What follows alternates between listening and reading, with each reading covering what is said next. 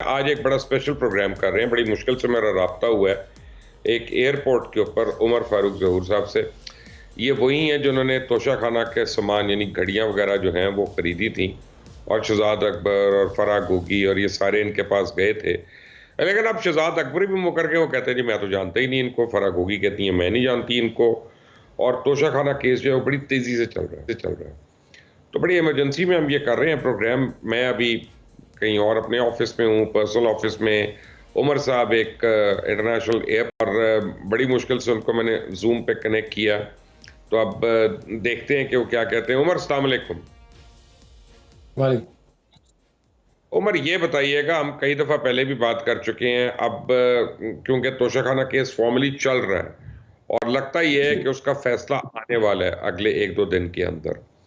शहजाद जी। अकबर ने एक बयान दे दिया लंदन से कि जी वो आपको कभी मिले नहीं, ना आपको जानते हैं। फराह गोगी का भी इसी तरह का है। मैं इन सारी चीज़ों पे आता हूँ, लेकिन अब मेरा ख्याल है कि पब्लिक के लिए, अवाम के लिए एक दफ़ा आप क्रोनोलॉजिकल ऑर्डर में खुद से बताएं कि क्या हुआ, आप कहाँ थे, आपसे राब्ता किसने किया, फिर उन्होंने क्या आपको कहा, फिर आपने क्यों इंटरेस्ट शो किया उस मर्चेंडाइज में। उसके बाद आपके पास कौन लेने आया, कैसे आपने तहकीक की उसकी, पे खरीदा। उसके बाद वो रसीदें भी कोई आ गई, को पता नहीं टायर शॉप की या पंचर वाले की या किसी ज्वेलर वाले की। अपना इमरान खान ने और उसके साथियों ने जो दी तोशा खाना में कि जनाब ये हमने इस बंदे को बेच दी थी रावलपिंडी में। क्या हुआ और वेबसाइट पे भी आ गया था बीच में कोई तस्वीरें वगैरह। तो लोगों का पता नहीं है, लोग भूल गए हैं। मुझे तफसील जरा शुरू से आखिर तक बता, आराम। जी मुबश भाई, बेसिकली जैसे मैंने पहले भी बताया था और मेरे इंटरव्यूज में ऑन रिकॉर्ड है। जब ये पीटीआई की गवर्नमेंट आई तो इनके मिनिस्टर्स काफ़ी आते जाते थे दुबई, और मैं खुद पाकिस्तान काफ़ी आता जाता था। आपने कोई टीवी और मीडिया पे देखी भी होंगी हमारी इस्लामाबाद की तस्वीरें, जो कि कैबिनेट मेंबर्स के साथ हम मीटिंग करते रहे पाकिस्तान में। और काफ़ी सारी तस्वीरें जो कि पब्लिकली शाया भी हुई डिफरेंट कैबिनेट के मिनिस्टर्स और पॉलिटिशियंस के साथ, जो पर्टिकुलरली पीटीआई की कैबिनेट थी। तो ये लोग आते जाते थे ऑब्वियसली, क्योंकि मैं यहाँ पे रॉयल फैमिली के साथ एसोसिएटेड हूँ। और जो ऑफिशियल्स मीटिंग होती थी, ये सब लोग मिलते थे।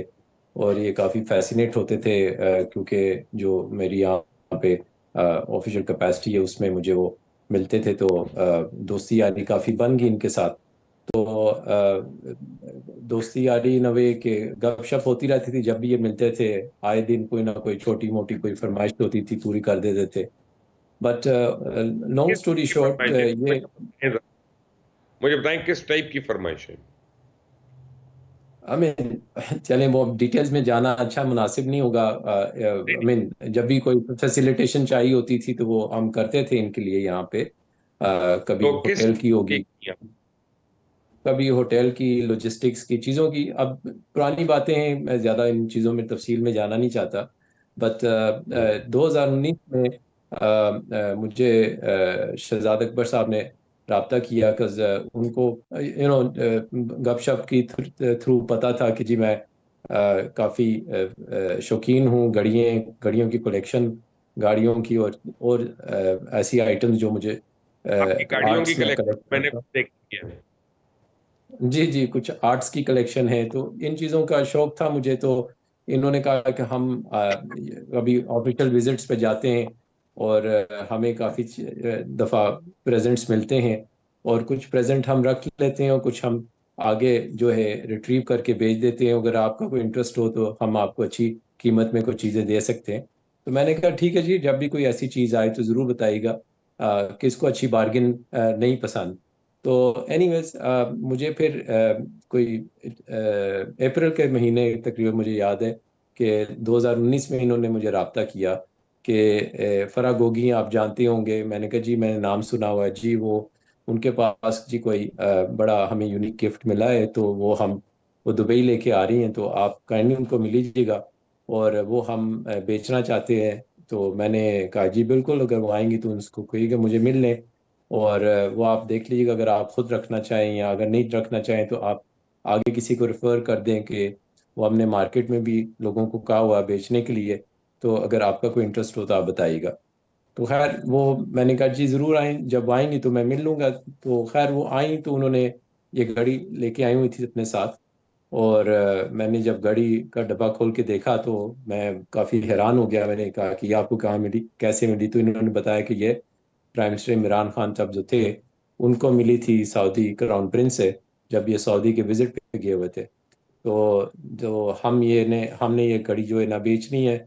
और मुझे जो है आपका बताया गया है कि आप इंटरेस्टेड होंगे, तो आप मुझे ज़रा बताएं कि अगर खरीदना चाहें। तो मैंने घड़ी देखी तो काबा एडिशन की घड़ी थी। मैंने ज़िंदगी में कैसी घड़ी पहले देखी नहीं थी।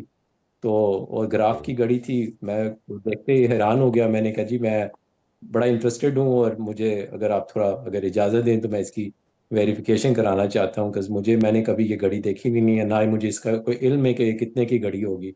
तो उन्होंने मुझे कहा जी बिल्कुल आप अपनी तस्दीक करवा लें। तो मैं ये ग्राफ की दुकान है दुबई मॉल में, मैं ये घड़ी वहाँ ले गया। वहाँ से मैंने वहाँ के जो सेल्समैन थे, मैनेजर थे, उनसे मैंने रब्ता किया। मैंने कहा जी ये घड़ी मैं ख़रीदना चाहता हूँ। तो उन्होंने जब घड़ी देखी तो वो खुद बड़े परेशान हो गए। उन्होंने कहा जी आपको कैसी घड़ी मिली है?